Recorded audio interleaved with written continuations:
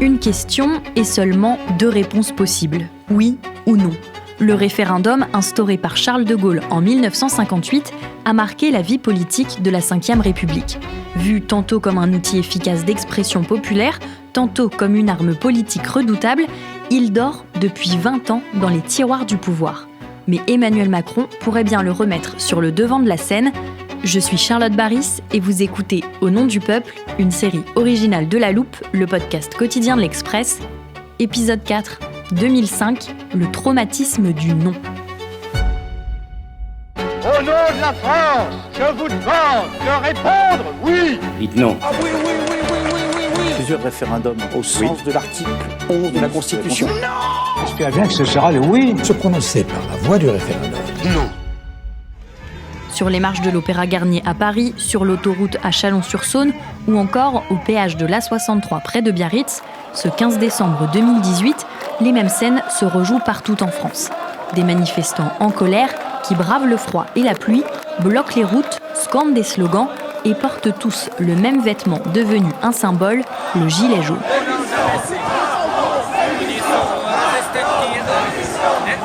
C'est l'acte 5 de ce mouvement social historique.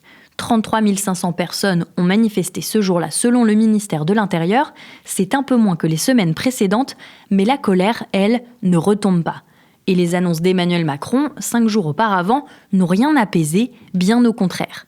Des réclamations concrètes commencent à se faire entendre. Plus d'1 mois après les premiers rassemblements, un nouveau mot apparaît sur les pancartes, un mot qu'on a déjà évoqué dans un précédent épisode cette semaine. Bon, si vous aviez une revendication, ça serait laquelle ?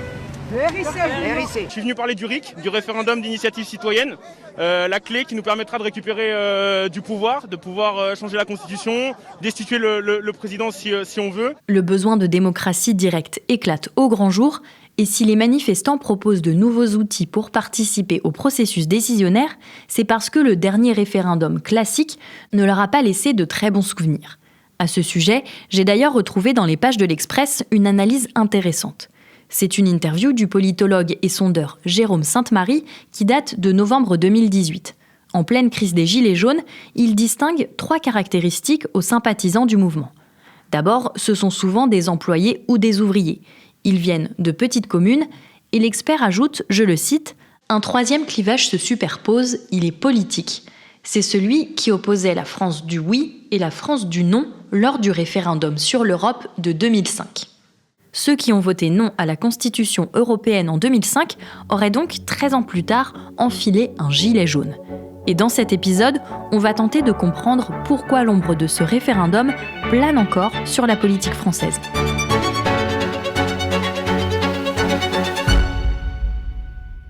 Nous arrivons, chers auditeurs, au dernier épisode de cette série sur les référendums de la Ve République. Jusqu'ici, on a principalement évoqué des scrutins portant sur la politique intérieure. Pourtant, d'autres sujets ont marqué l'histoire du référendum en France, comme nous le raconte Nicolas Rousselier, historien et auteur du livre « La force de gouverner ». En fait, on se rend compte, avec le recul, qu'est apparue une nouvelle série de référendums qui bouleverse l'usage même du référendum, et c'est cette série européenne, on pourrait l'appeler. Elle avait commencé en 72, plutôt bien, référendum positif pour l'entrée du Royaume-Uni, du Danemark, de l'Irlande et de la Norvège, et il y avait plutôt une bonne participation quand on compare au présent.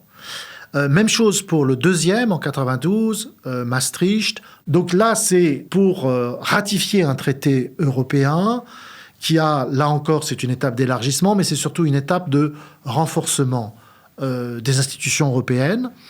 La question ici est, je dirais, presque au bord d'une question existentielle sur la France, puisqu'effectivement, c'est une manière de dire au peuple, êtes-vous bien d'accord avec François Mitterrand, avec Jacques Delors, êtes-vous bien d'accord pour que la capacité de ce qui va devenir l'Union européenne, la capacité de la Commission de Bruxelles à faire des réformes, à proposer des directions, des directives, doit être forte et dans certains cas, se substitue même à la souveraineté de la nation. Il faut que dans chaque village, que dans chaque commune, que dans chaque quartier, dans chaque rue, il y ait une formidable explication, puisqu'il s'agit et de la France et de l'Europe, et que chacun, ou le plus grand nombre de Français, sache ce qu'ils font lorsqu'ils déposeront leur bulletin dans l'urne.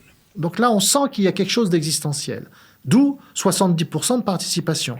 On retrouve un taux de participation proche de l'époque gaullienne. Mais le résultat, certes, est positif, mais très, très ric-rac, 51%. Donc 92, on ne le sait pas vraiment encore à l'époque. C'est-à-dire, on voit qu'il y a un sujet avec l'Europe, cette idée de construction européenne qui semble toujours aller de l'avant, qui s'impose un peu d'elle-même. Là, pour la première fois, on consulte le peuple et le moins qu'on puisse dire, c'est que le résultat montre qu'il y a un sujet de division. Donc c'est ce qu'on comprend en 92. On ne comprend pas plus que ça. Après ces 2 votes qui ont vu gagner le oui, se noue une certitude au sein de la classe politique. Les grandes étapes de la construction européenne doivent être validées par la voie du référendum. En tout cas sur le papier, dans l'idée initiale, c'est un progrès démocratique. Parce que là, on voit bien que l'Europe engage toujours cette idée d'une trajectoire nationale, l'existence de la nation. Ça touche les fondamentaux. Plus vous dites oui à l'Europe, oui en 72, oui en 92, plus ça développe la capacité concrète de ce qui devient l'Union européenne à prendre des décisions qui vont être plus importantes, qui vont subsumer les décisions nationales. On le voit en matière de normes écologiques, dans toute une série de domaines. Donc là, effectivement, c'est le peuple qui doit confirmer, accompagner ce mouvement de transformation du vieux concept de souveraineté nationale vers quelque chose qui est difficile à définir d'ailleurs, qui est une espèce de souveraineté partagée. Dans cette lignée, Jacques Chirac va lui aussi décider de consulter le peuple sur l'Europe. D'autant que le président de la République se trouve dans une situation politique bien spécifique. Il fait son 2e mandat de président, il n'a pas le droit de se représenter pour un 3e mandat. Donc à ce moment-là, un président pense forcément à la trace qu'il laisse dans les futurs livres d'histoire. Sa cote de popularité, elle est clairement négative, assez mauvaise, assez médiocre, mais surtout, tout s'est passé lors de l'élection de 2002, sa réélection. Parce que gagner à 80% contre Jean-Marie Le Pen ne vous donne absolument pas un mandat clair. Beaucoup de gens ont voté contre Jean-Marie Le Pen et non pas pour Chirac, et encore moins pour son programme. Donc les années 2002-2007, avec les premiers ministres successifs, sont des années assez tâtonnantes, qui ont été marquées aussi par des mouvements sociaux de rejet de certains premiers ministres, notamment de Dominique de Villepin.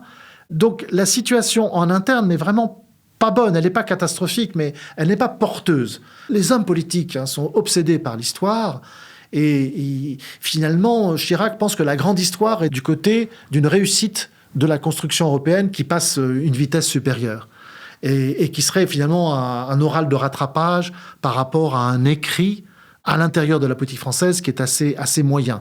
Pas catastrophique, mais moyen. Si vous voulez, jusqu'à cette date-là, l'Union européenne, ça ressemble un peu à une success story. Jusqu'aux années 2000, et Chirac le sait très bien, il y a, depuis les années 1950, une sorte de voie royale qui est parfois semée de quelques embûches, mais qui continue constamment, d'où le succès de l'expression « construction européenne ». La prochaine étape de cette construction européenne, qui semble inarrêtable, se situe à l'époque dans un projet de constitution. Je prendrai part, naturellement, et toute ma part à ce débat pour expliquer aux Françaises et aux Français pourquoi cette constitution est une chance pour la France et une chance pour l'Europe. Dans ces années 2000, après avoir absorbé des nouveaux États, un élargissement, la question très simple, très légitime se pose: comment peut-on renforcer les mécanismes, la façon de fonctionner de l'Union européenne pour que ça marche mieux ?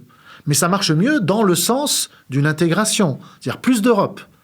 Plus d'Europe, et du coup, ça forcément, c'est pas que ça met la nation au rencard, mais ça donne à l'idée de nation une place potentiellement subalterne. Donc c'est ça qui est en jeu. L'Union européenne a besoin, c'est tout à fait logique, d'un traité. Il ose le terme constitution, voilà. Donc ça, c'est très indicatif. Quand vous dites « je fais une constitution », c'est que vous êtes un État. Donc ça veut dire que l'Union européenne oserait, d'une certaine manière, se présenter enfin comme un État fédéral. Le traité de constitution était relativement ambitieux. Il voulait renforcer le côté économique de l'Union européenne, très largement sur des principes qu'on appellerait en économie des principes de politique de l'offre, politique néolibérale. Persuadé de pouvoir ainsi inscrire son mandat dans l'histoire, Jacques Chirac va donc sortir, pour valider ce projet de constitution, l'arme du référendum.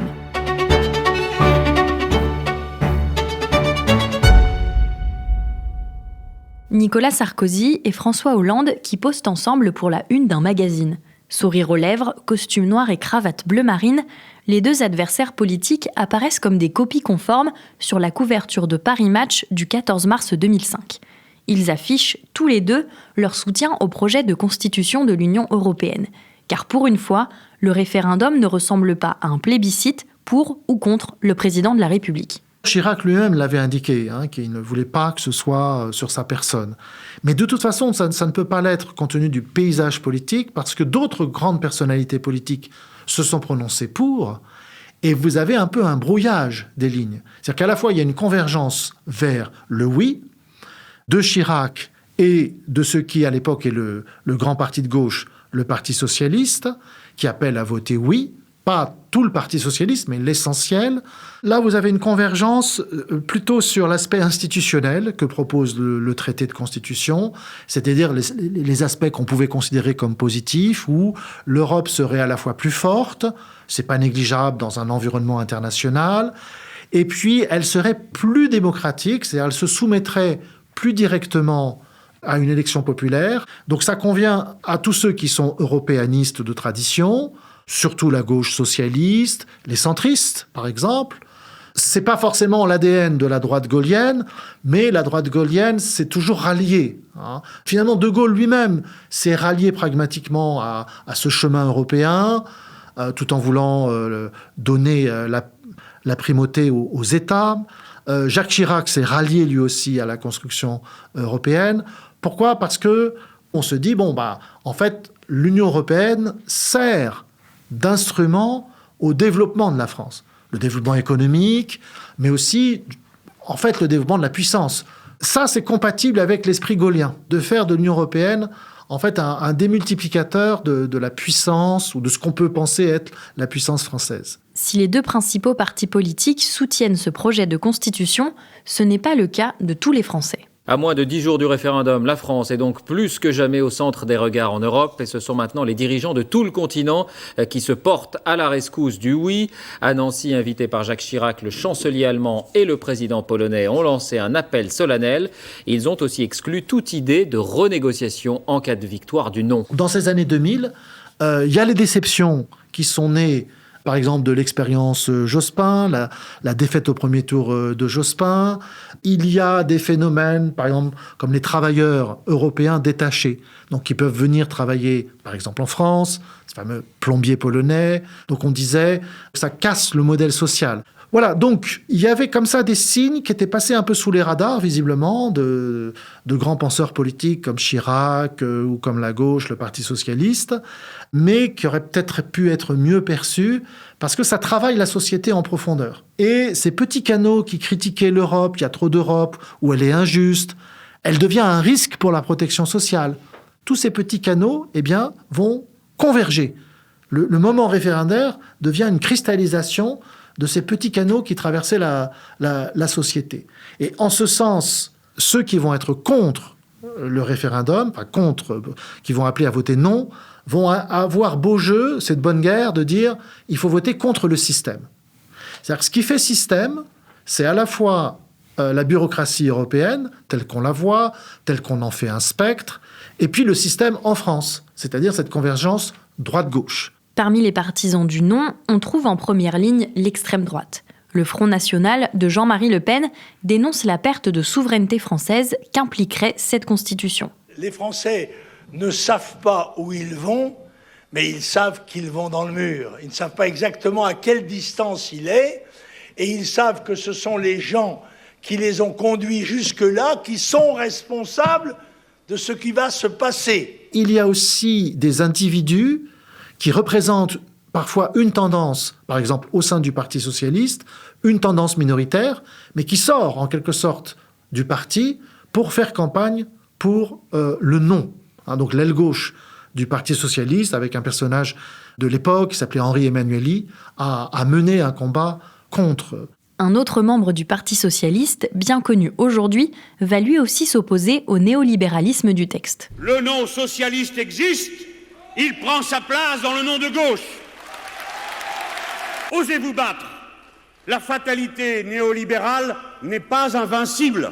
Ce qui est maintenant la France insoumise vient de cette époque-là, quand Jean-Luc Mélenchon s'est détaché du Parti socialiste, avec son petit baluchon, est allé créer ce qui est au départ un tout petit parti, qui essayait de ramasser des ex-communistes, enfin, etc. Et il faut le dire, c'est le début d'une success story à partir de là. Ça indique aussi que ce référendum de 2005 est vraiment un événement historique de première importance, et on le sait de plus en plus avec le recul, à savoir qu'il va être un révélateur des années qui vont suivre de la crise des partis, de la crise du système partisan, du système politique français, qui avait en gros 3, parfois 4 forces politiques assez claires, bien définies, et qui va littéralement de plus en plus exploser. Voici maintenant notre estimation Ipsos des résultats de ce référendum.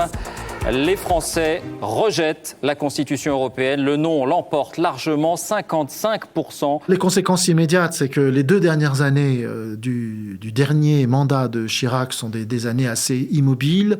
D'ailleurs, ça se voit dans la campagne de Sarkozy, qui appartient au même parti, à la même tradition, et qui fera quasiment une campagne contre l'immobilisme de Chirac. Le résultat du référendum 2005 est négatif, mais on peut dire qu'il est positif par sa participation avec 70%, et il est aussi positif dans le sens qu'il vaut mieux que des phénomènes qui travaillent la société en profondeur arrivent au grand jour pour être traités, au fond.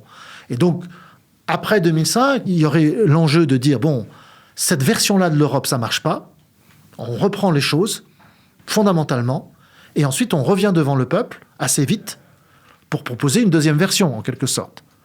Et ce n'est pas cette option qui a été choisie. Donc 2005 et le référendum restera très certainement un événement décisif, parce que la manière de traiter le résultat négatif, le rejet du projet de traité, a été de passer par la carte négociation européenne, en gros, je caricature un peu, mais un traitement bureaucratique de la défaite. Car après ce non français, les Hollandais votent eux aussi contre le texte. Le projet de constitution est abandonné, mais 2 ans plus tard, un nouveau texte revient sur la table. Cette fois-ci, il ne passera pas par la voie référendaire. Ce sont des dirigeants pressés de sortir de la crise qui sont arrivés ici. À l'intérieur, comme sur un plateau de télévision, à l'appel du nom de leur pays, ils viennent mettre leur paraphe. 27 chefs d'État l'un après l'autre. C'est ce qu'on appelle le traité de Lisbonne, qui va, pas totalement, là, mais en partie, prendre des morceaux de ce qui aurait dû être voté par le référendum, et aussi pour faire repartir l'Union européenne, pour pas qu'elle reste en panne.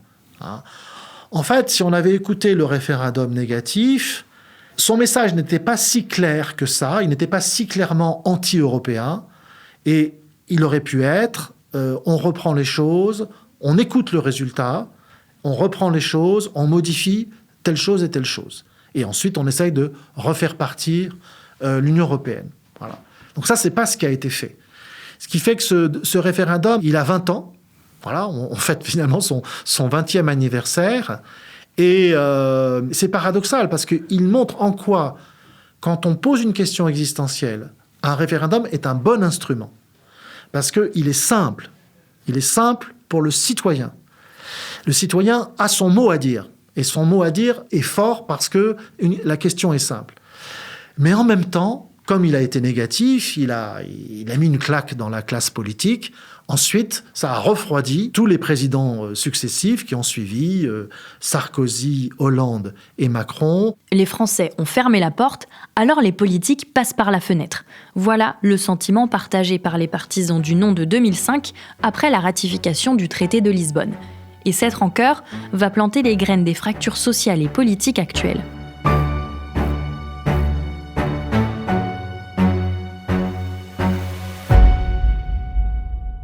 Ça fait donc 20 ans qu'il n'y a pas eu de référendum en France. Pour comprendre pourquoi, je retrouve une nouvelle fois Éric Mandonnet, rédacteur en chef du service politique de l'Express. Bonjour Éric. Bonjour Charlotte. Éric, on a déjà évoqué le souvenir de 1969 et la démission de De Gaulle, mais est-ce qu'on peut dire que c'est aussi à cause du référendum de 2005 que plus aucun président n'a eu recours à cet outil depuis cette date ? C'est en tout cas un fait.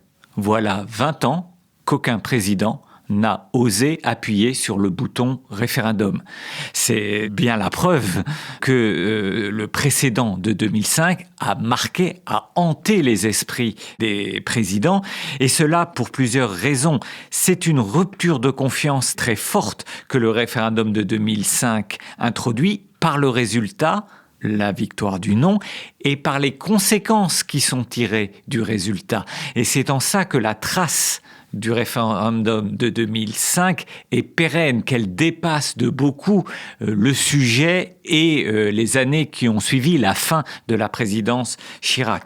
Parce qu'est née depuis 2005 l'impression que certains présidents, que le pouvoir, que la France d'en haut ne tenait pas forcément compte de ce que les électeurs avaient dit. Et cette méfiance vis-à-vis de la classe dirigeante, quelles conséquences elle a eu sur le paysage politique ? C'est vraiment un moment fondateur et tout le spectre politique s'est réorganisé autour de cette impression laissée par 2005. Tout a commencé en 2005, cette méfiance sur l'Europe, cette méfiance sur la manière dont la classe politique interprète et gère les décisions référendaires du peuple.